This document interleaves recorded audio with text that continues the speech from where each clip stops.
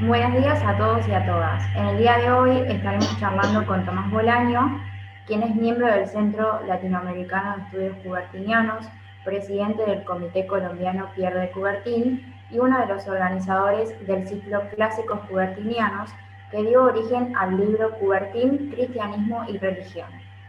En esta ocasión, Tomás, queremos preguntarte y que nos cuentes un poco de qué se trata el libro. Muchas gracias, Agustina, por la invitación. El libro es un libro que trata sobre el contexto cristiano que va a dar origen a algunas ideas que Coubertin retomó de personajes como Thomas Arnold, Henry Didon, y que esto le ayudó para, eh, para incluir toda esta práctica cristiana de la educación en su proyecto de renovación de los Juegos Olímpicos antiguos. Bien, ¿cómo surgió la idea de transformar los clásicos cubertinianos en un libro?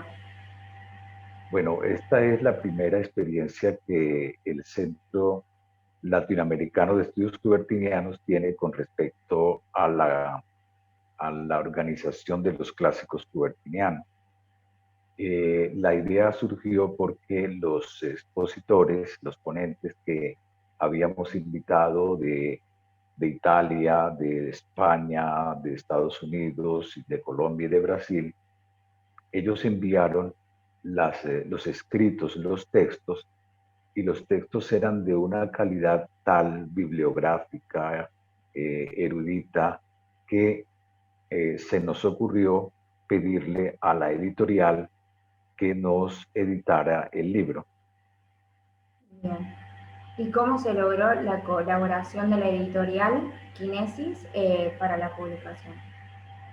La editorial Kinesis es una editorial que yo la vi nacer, la vi crecer. El, el director de la editorial hace muchísimos años, cuando yo escribí mi primer libro, él me pidió la edición del primer libro y desde ahí hasta acá hemos sido grandes amigos. Esta editorial que se llama Kinesis presta un gran servicio en Colombia porque apoya a la publicación de los seminarios, los congresos y todas estas actividades académicas que hacemos en Colombia. Entonces, Editorial Kinesis nos hizo el gran favor de patrocinarnos la edición y la maquetación del libro. ¿Y cómo se realizó el trabajo de recopilación documental? Bueno, el trabajo de la recopilación de la literatura que nos llegó consistió primero en que los autores enviaron sus ponencias. Luego, después que ellos se presentaron, tuvieron la presentación en el foro, en este foro online que tuvimos, ellos, yo leí cada uno de las ponencias y les pedí que si ellos autorizaban que las publicáramos en unos documentos digitales. Ellos accedieron, pero me pidieron que les devolviera los textos para ellos hacer algunas revisiones y perfeccionar los textos. Teníamos dos textos que son en italiano y teníamos un texto en inglés. Y estos textos fueron traducidos al español.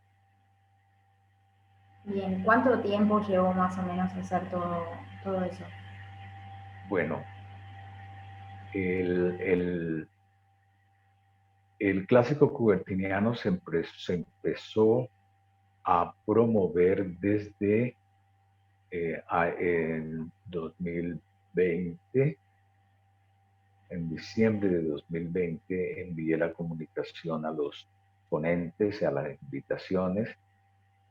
Luego esto se realizó entre el 27 y el 28 de, de octubre, y entre octubre del año pasado hasta recientemente, en este mes de marzo, que vimos publicado las memorias.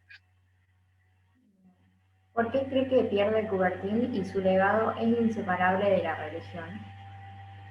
Eh, Primero, porque Pierre de Coubertin nace en un contexto europeo que, a pesar de que estaba en un momento de secularización, sobre todo en Francia, él nace en una familia católica, él se casa con una protestante, fue educado en un colegio católico y él se mueve en ese mundo europeo.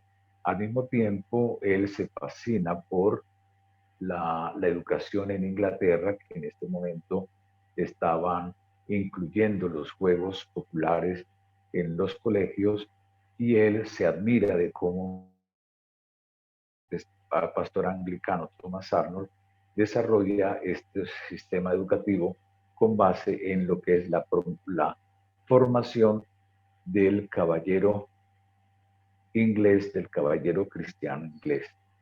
Entonces, este contexto cristiano ayudó mucho a que Coubertin retomara los valores y las prácticas para su proyecto educativo.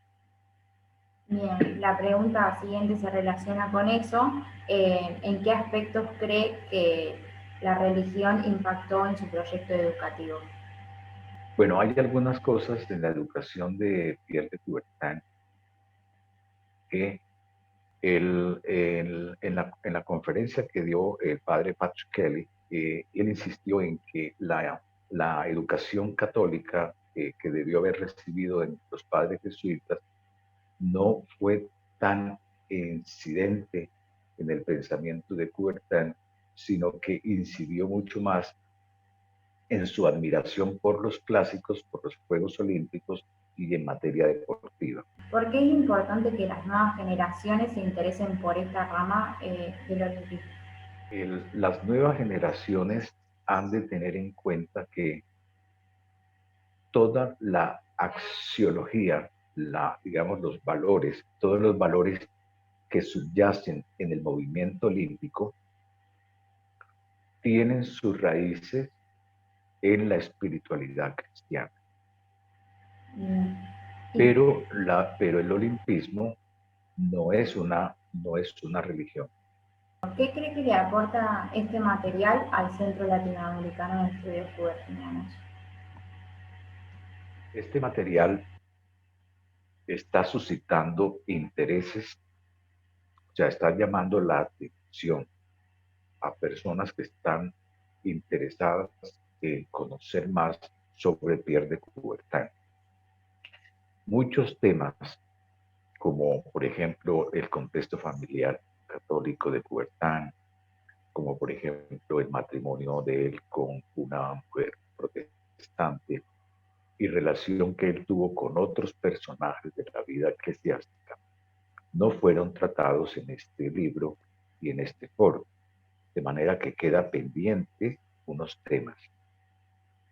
Y creo que, bueno, está llamando mucho la atención hasta el punto que ya hay personas en Europa que están interesadas en que sigamos conservando este tema. Bien. ¿Y por qué le recomendaría a esas nuevas personas que no están tan metidas en este tema que lean el libro? A mí me parece que las nuevas generaciones de jóvenes deportistas y las nuevas generaciones de estudiosos del olimpismo vayan a las fuentes, o sea, la fuente de origen del olimpismo que es Coubertin. Conociendo la fuente, conocen toda la riqueza axiológica que Coubertin impregnó al movimiento olímpico. Bien, entonces durante este año van a haber más proyectos relacionados con esto. Este año hay muchas actividades del Centro Latinoamericano de Estudios Coubertinianos, pero con el tema de cristianismo, Coubertin, cristianismo y religión, no hemos pensado hacer algo más, pero sí podemos prestarle servicio a otras organizaciones y a otros comités nacionales de dar conferencias, charlas y asesorías sobre este tema. Bien. Usted hace varios años que se dedica a esta rama del olimpismo y le quería consultar qué es lo que más le apasiona estudiar esto. Eh, a mí el tema que más me apasiona es conocer la arqueología en Olimpia.